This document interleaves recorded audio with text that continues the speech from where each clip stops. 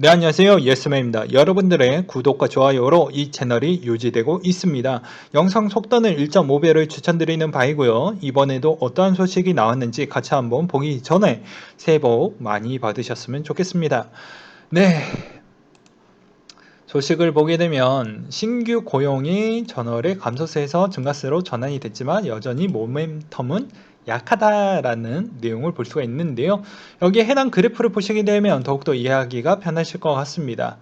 어느 정도 푹 찍다가 조금 유지하다가 다시 푹 찍고 다시 회복을 보여주고 있지만 글쎄요. 이때는 서브프라임 때 그랬고 지금은 질병 때문에 그랬는데 이제 꾸역꾸역 마지노선까지는 회복을 해주긴 했지만 이게 그렇게 썩 좋아 보이진 않는다라는 걸 한눈에 알 수가 있겠죠.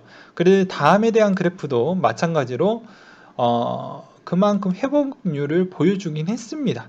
그래서 상대적으로 괜찮아졌긴 했지만 이 밑에 있는 내용이 좀 와닿긴 했어요.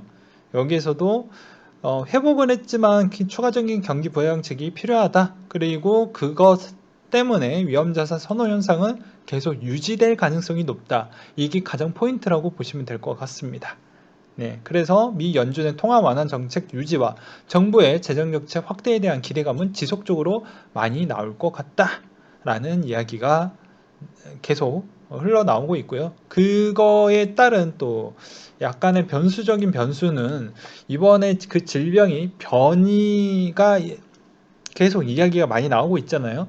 그렇기 때문에 이 변이에서 백신의 시점에 있어서 어느 정도 효과가 올해 안에 어느 정도 안착화를 보여주지 못한다라고 하면은 아마 변종에 대한 모델링도 한두 개씩 나오기 시작을 하면 엄청난 또 피고니즘이 나올 수도 있겠다라는 생각도 해볼 수가 있게 되겠습니다. 물론 그런 일이 나오면 안 되겠죠. 아무튼 올해 안에 잘 끝났으면 좋겠다라는 생각이 들고요. 그리고 코인에 대한 소식을 한번 보도록 하겠습니다. 나스닥 상장사 중국의 인터넷 업체 더 리미티드가 이번에 일반대 비트코인 채굴기를 추가로 구매를 했다라는 내용을 볼 수가 있게 되겠습니다. 그래서 이 내용을 또 되게 와닿던 부분 중에 하나가 이렇게 채굴기를 구매를 많이 하면 채굴기가 남아나지 않고 거의 씨가 말랐겠구나라는 걸 저는 느꼈어요. 그래서 채굴 쪽은 그렇게 신경 쓸 필요는 없다. 그리고 해시레이트는 충분히 유지가 될 것이다라는 걸 앞으로 검증을 할 수 있는 대목 중에 하나가 뭐 조인드에서 최근에 나왔던 부분은 60일이면 원금 회수가 가능하다.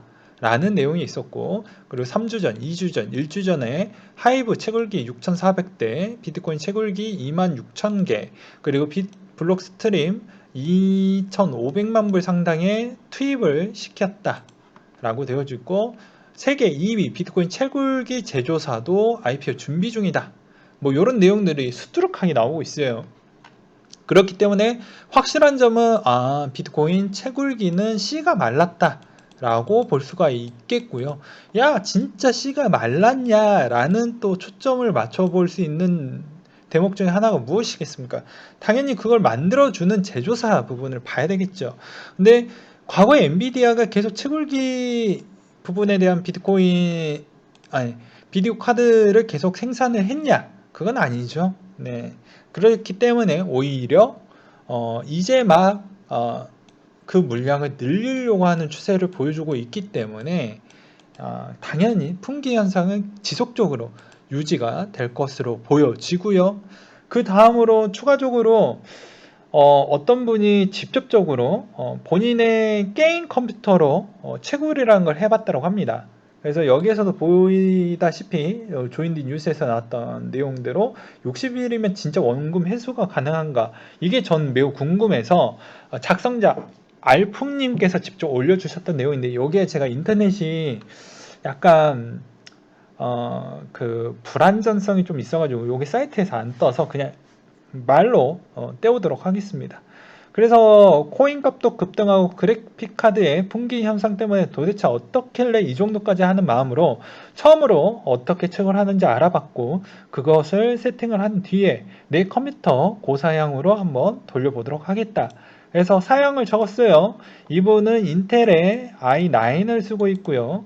오버클럭까지 했다고 합니다. 거기다가 메인보드는 ROG의 Z490을 썼고요. 예. 그리고 램은 16기가에, 그리고 그래픽카드 기가바이트의 RTX 3080을 썼고, 그리고 시소닉의 포커스 골드 GX 1000을 썼다고 합니다.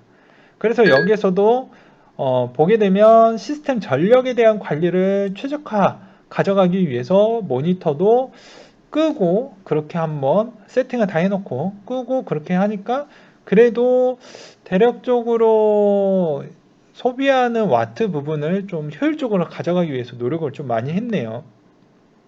그래서 돌려보니까 왜 이 RTX 3080에 대한 풍기 현상이 왜 일어났는지 본인이 좀 알 것 같다라고 합니다.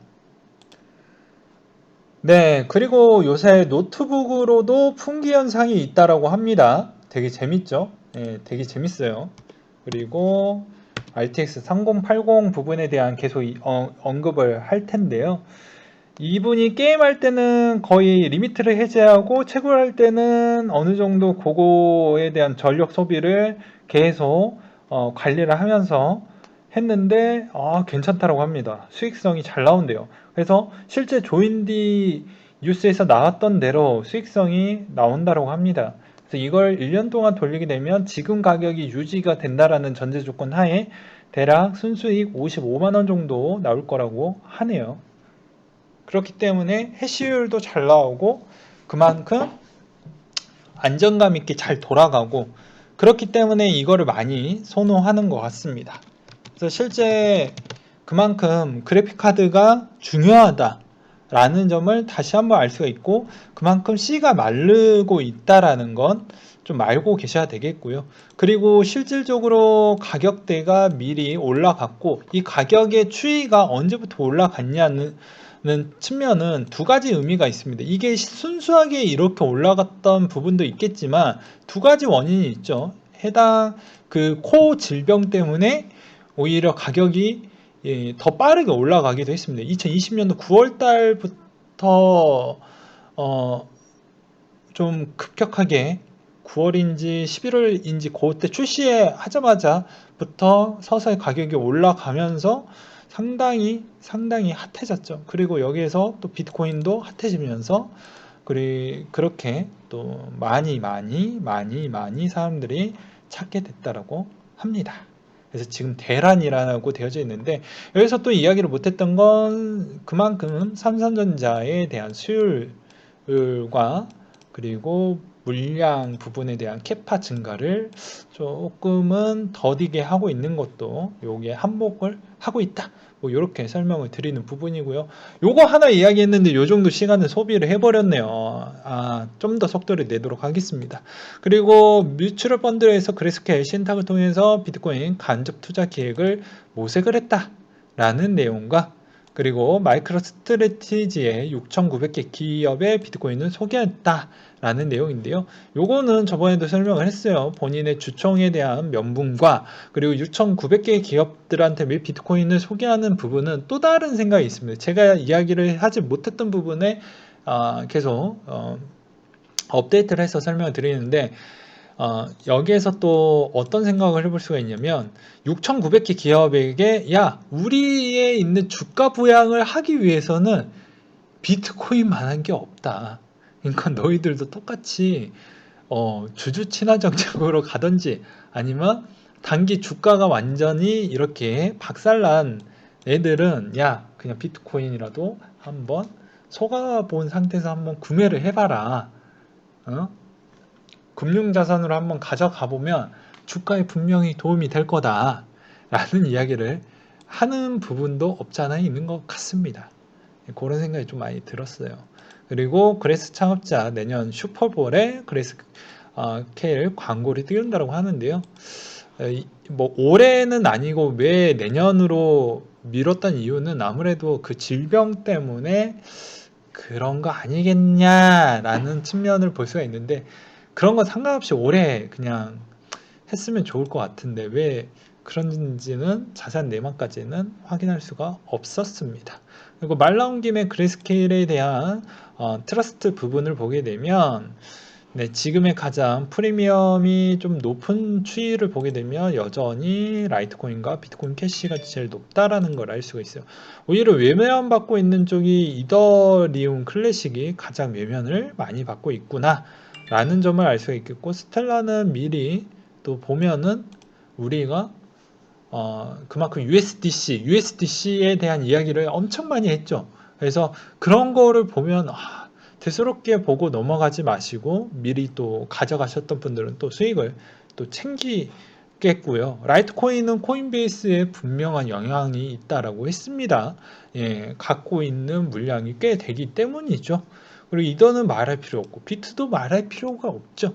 그러면 실제로 비트코인 캐시와 이더리움 클래식 부분인데, 빅캐는 빅캐 나름대로에 대한 비트가 많이 가면 갈수록에 대한 수수료 부분에 대해서 세컨드리로 쓰일 수 있는 부분이 있고, 그리고 실제 해당에 있는 이 코인의 시장이 커지면 1세대 코인을 일단 기본 옵션으로 넣어주기 때문에 그런 거에 따른 수혜가 계속 있다. 그래서 우지한이 떠나든 뭘 하든 그런 거 별로 개의치 말고, 그리고 그만큼 꼭 비트코인의 채굴 부분으로만 쓸 것이냐로 볼 필요성도 없는 이유 중에 하나가, 이렇게 채굴이 강하다라는 부분은 언제든지 해시를 보고 괜찮은 거 위주로 언제든지, 물론 세팅을 바꿔야 되는 그런 기간적인 텀은 발생을 할 수밖에 없어요. 그렇지만 언제든지 바꿀 수 있는 그런 조건은 갖고는 있습니다.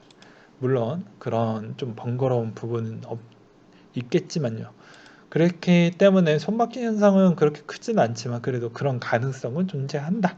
그렇기 때문에 언제든지 빅해도 괜찮다. 그리고 가격 대비도 괜찮다. 라고 설명을 드리고 싶고요. 그리고 요 정도 선에서 바로 코인 스케줄을 설명을 드리도록 하겠습니다. 내용이 너무 길어질 것 같아서 한 템포 끊어서 보도록 할게요. 그리고 코인 스케줄을 보시게 되면 여기에 아마 취미생활방이라고 있는 분이 있어요. 그분 거를 즐겨찾기를 해두시던지 그렇게 보시면 누구나 스케줄을 해당 주마다 올려주시니 그걸 참고하셨으면 좋겠습니다. 이분은 참 부지런하신 분 같아요.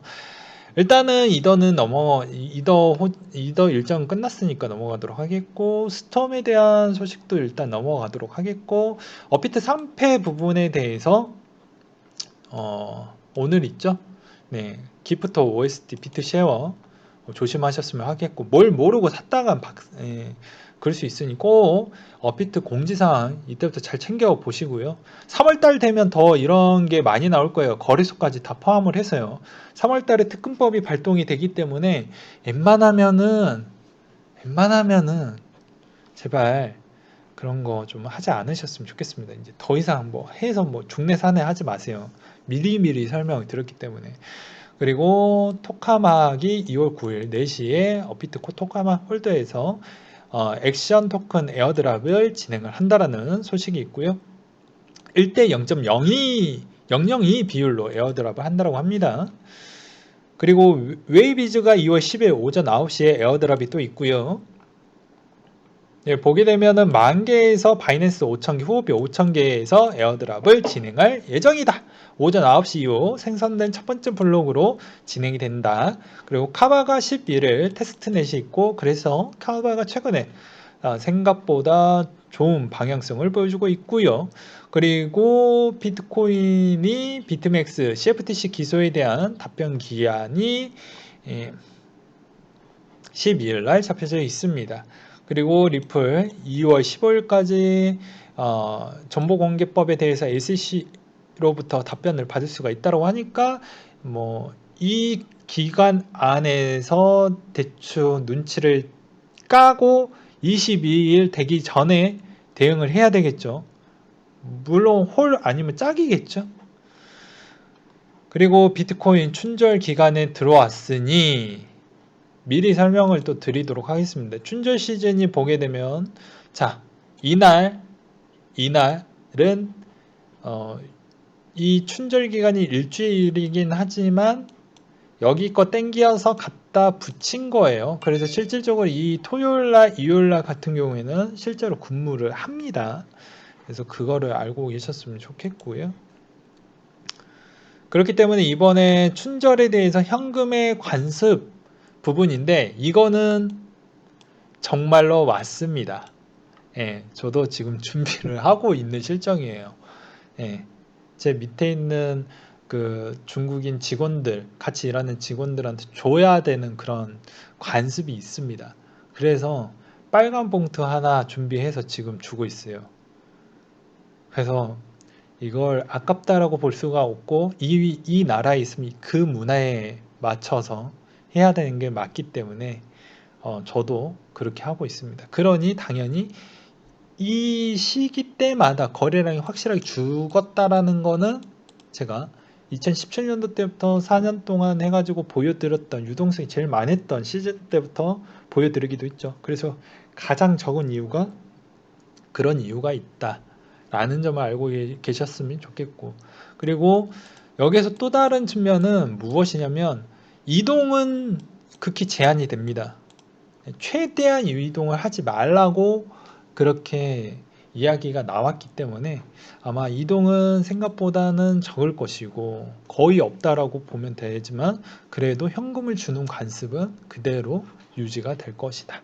그렇기 때문에 이것이 어떤 영향을 줄 것인지, 그리고 또 분위기가 어떻게 될 것인지 좀 볼 필요성이 있다라는 것이죠. 그래서 여기에서도 해당 데이터를 볼 수가 있습니다.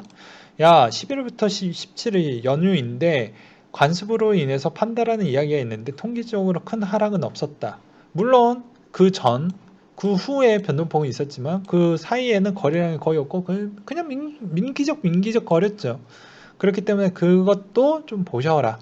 그리고 이때 당시에도 11년도 때부터 여기에도 자료가 있는데 보게 되면은 그렇게 썩 나쁘진 않았다라는 걸 이야기를 하고 있죠. 물론 당일 기준과 사이드 구간대는 또 달라요. 그래서 그거를 좀 참고하셨으면 좋겠고요. 그리고 퀀텀이 에어드랍 부분과 코스모스의 메인넷 업그레이드 18일, 리플의 대망의 2월 22일, 그리고 이오스트의 2월 25일 날 돈이라는 에어드랍. 요새 에어드랍을 그냥 미친듯이 뿌리네요. 요새 스와이프 2월 달에 이그니션 프로젝트 발표를 한다고 합니다. 스와이프가 최근에 소식이 별로 없었는데 그 다음에 제가 알고 있었던 소식이 11월 달에 나왔던 10월 달 11월 달에 나왔던 그 소식 빼놓고는 크게 큰 소식이 없었는데 이 프로젝트 하면서 좀 다시 볼 필요성은 있을 것 같아요. 그리고 에브리피디아가 업비트 BTC 밖에 상장과 하나는 공개 전이라고 나와져 있다라는 소식 좀 잘 챙겨 보셨으면 좋겠고, 그리고 요거는 넘어가고 요또 넘어가고, 페이코인이 2월 중 유니온페이와 선물카드 출시 예정, 라이트코인 3월 15일 민불, 원불 테스트넷 적용 예정이 잡혀져 있다고 합니다. 그리고 리플 1분기에 스마트 계약 기능을 갖춘 훅스 솔루션 테스트넷을 가져갈 것이다. 그리고 네오의 1분기 중에 어떠한 소식이 메인넷 런칭을 하겠다라는 소식까지만 설명을 드리고 마무리를 하도록 하겠습니다. 네, 오늘 뭐 어찌저찌 얘기하다 보니까 뭐 벌써 19분이나 갔어요. 네, 다음에도 알찬 정보로 준비를 하도록 하겠습니다. 네, 이상으로 마치도록 할게요.